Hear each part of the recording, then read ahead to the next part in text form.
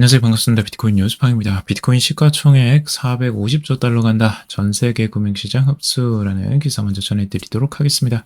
도움이 되시나면 좋아요, 구독, 댓글 달아주시면 감사하겠습니다.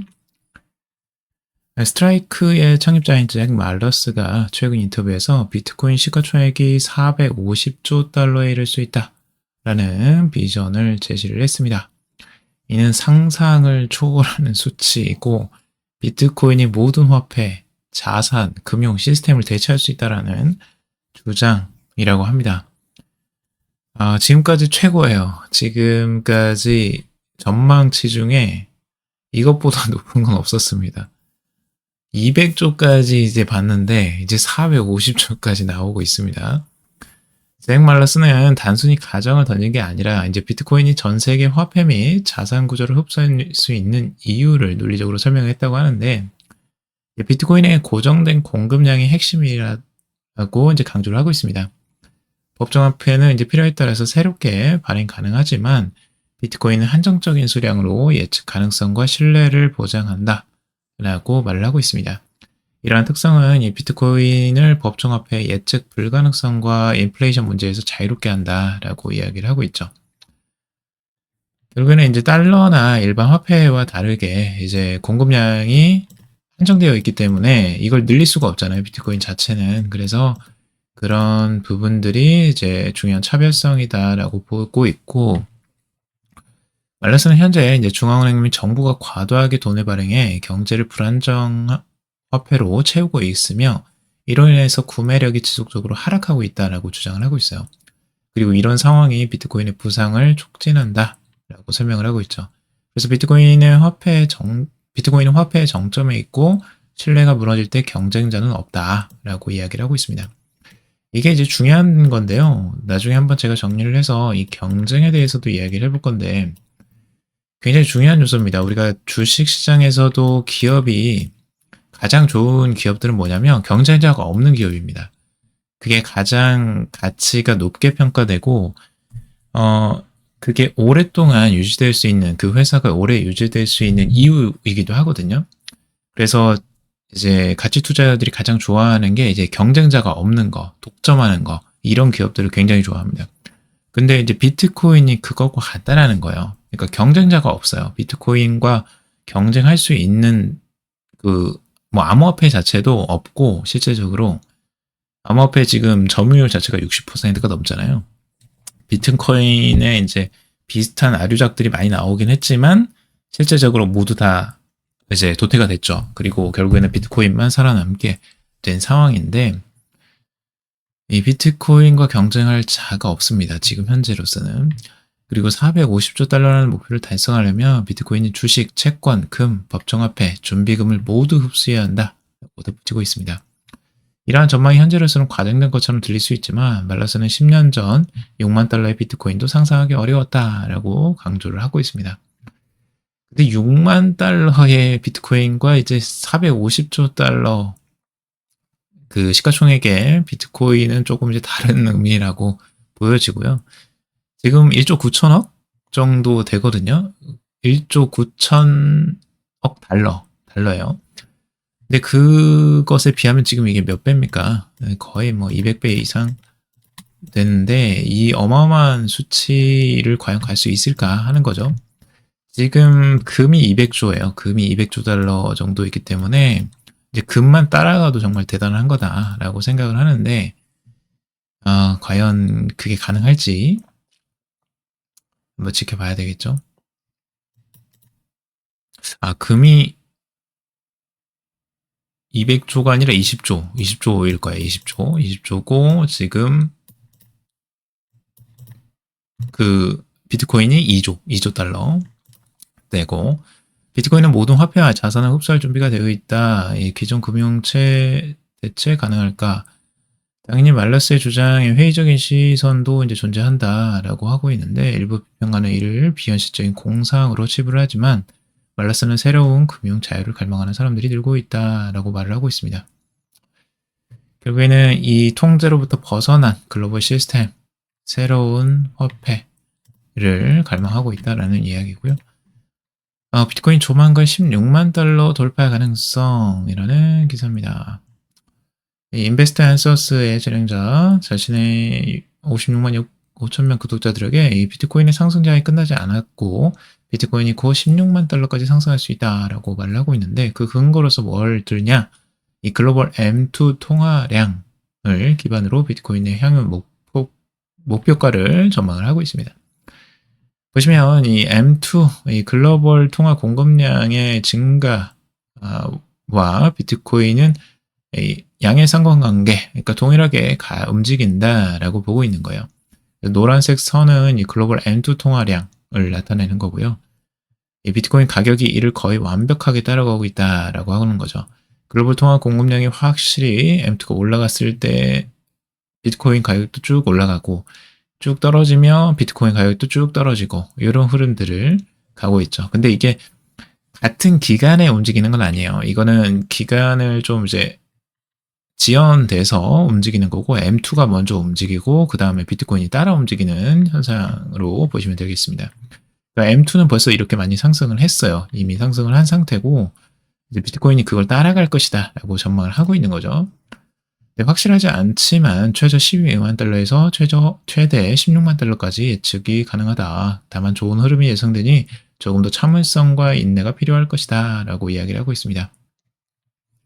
그래서 6월, 7월까지는 기다려야 한다 라고 전망을 하고 있고요. 그리고 이제 비트코인 고래들의 자산 축적이 계속 늘어나고 있다라고 이야기를 하고 있어요.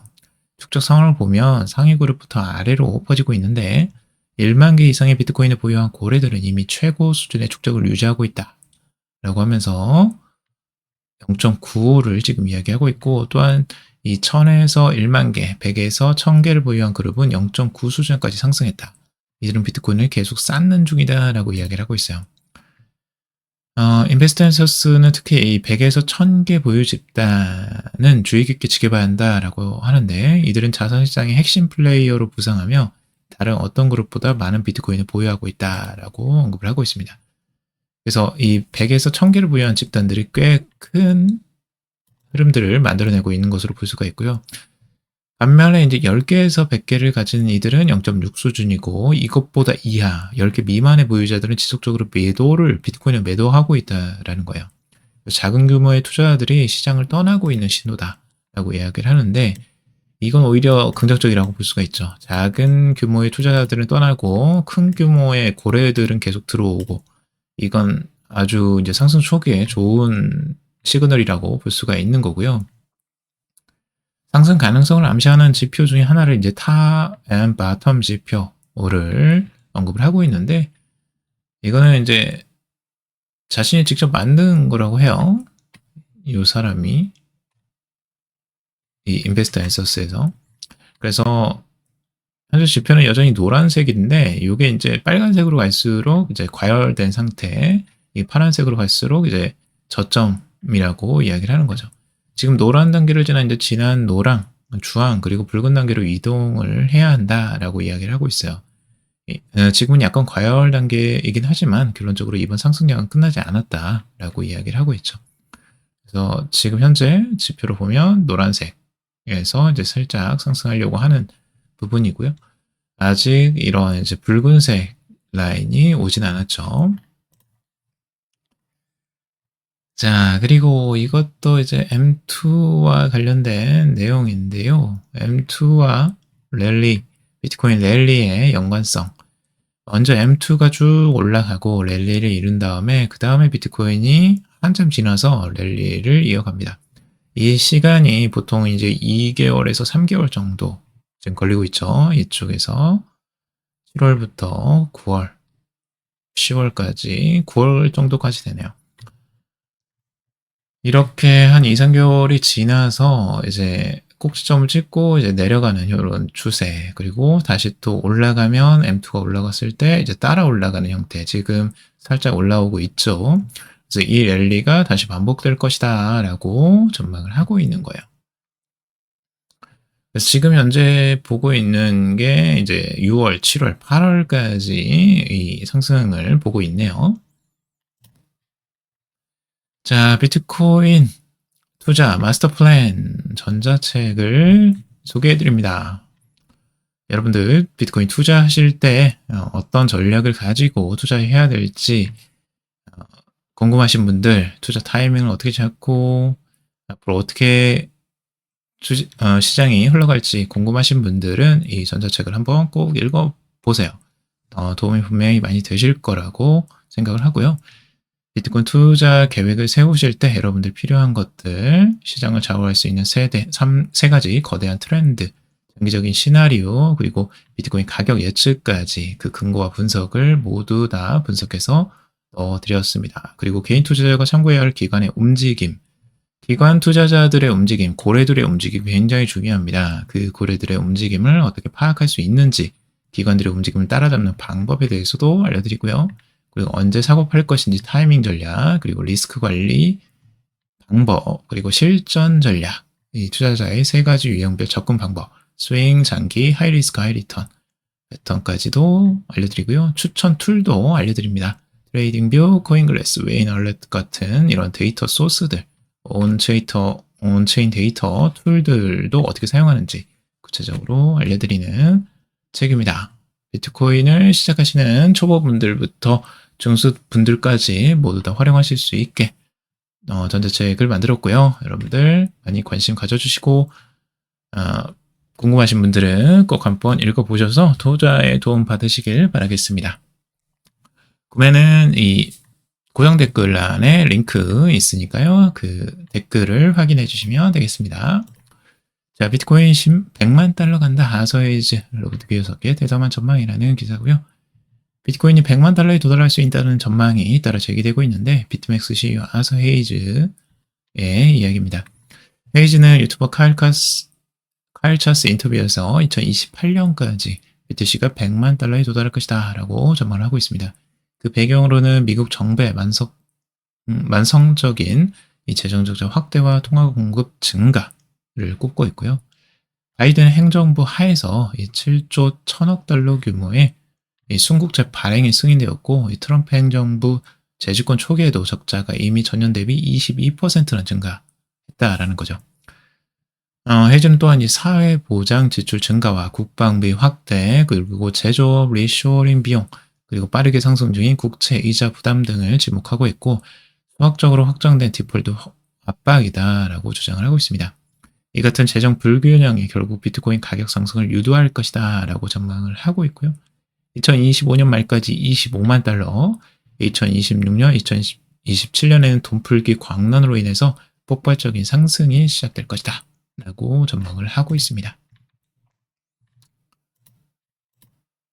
비트코인 장기 보유자 25만 개 이상 추가 매집이라는 기사고요. 시장 회복 시도라는 기사입니다. 비트코인 장기 보유자의 매집세가 지속되고 있다라는 내용인데요. 이게 이제 고래들은 아니고 이제 장기적으로 155일 이상 보유한 보유자들의 BTC가 25만 4천 개나 늘어났다라고 이야기를 하고 있습니다. 원체인 분석업체 글래스노드는 이들 중 상당수가 9만 5천 달러 이상 고점에서 매수된 물량이다 라고 이야기를 하고 있습니다. 현재까지도 시장이 나오지 않고 있는 걸로 보고 있고요. 이는 매도보다 보유를 선택한 투자자가 많다라고 보고 있습니다. 장기 보유자들의 매도는 여전히 제한적이고, 이는 시장에 대한 신뢰가 회복됐고 현재 가격 수준에서 위험을 줄이려는 시도가 크지 않다라는 신호로 해석을 하고 있습니다. 그래서 가격 하락에도 물량을 유지하는 장기 보유자가 많다는 것은 향후 상승장을 기대하는 투자 심리가 여전히 유효하다라는 증거고요. 반면에 이제 단기 투자자의 이탈이나 거래량 변화에 따라 시장이 여전히 빠르게 반응할 수는 있다라고 보고 있습니다. 자, 차트 볼게요.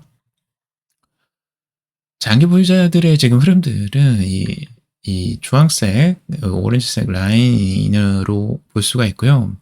지금 보시면 완전하게 이 고점과 저점에 지금 정확하게 볼 수가 있어요. 여기에서 계속 횡보를 하고 있을 때 오히려 여기서 급격하게 늘잖아요. 장기 보유자들이 급격하게 매수를 하고 있다는 거고요.